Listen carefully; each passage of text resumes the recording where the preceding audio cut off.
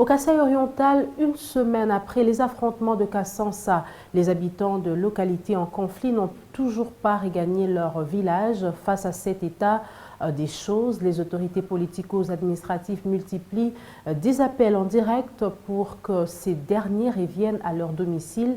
Dani Kabengele est député provincial. Il est au micro de Franck Bambi. Le seul centre de prise en charge des malades de choléra en Mbuji-Mayi a enregistré 424 cas sur les 639 notifiés à travers la province.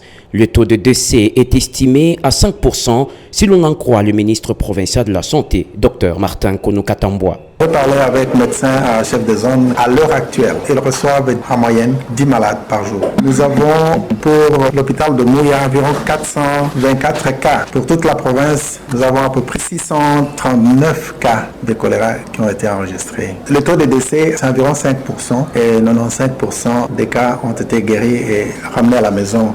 D'après le patron de la santé au Kasaï-Oriental, l'épidémie de choléra reste circonscrite dans 15 zones de santé sur les 19 que compte la province. La maladie n'a pas encore atteint la zone de santé de Bibanga, comme l'a fait croire l'administrateur du territoire de Katanda. Le chef de territoire a pris l'information sur la rue. Il est allé à la radio pour en parler.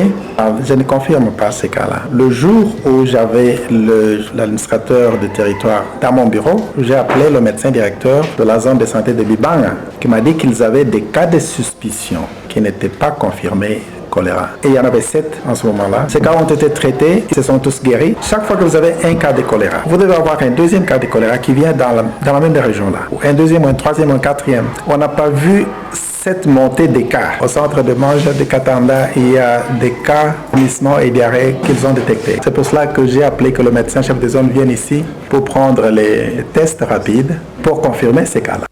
Même si tout cas de diarrhée suivi de vomissements est acheminé à l'hôpital, il ne signifie pas forcément qu'il s'agit du choléra, a précisé le ministre provincial de la Santé.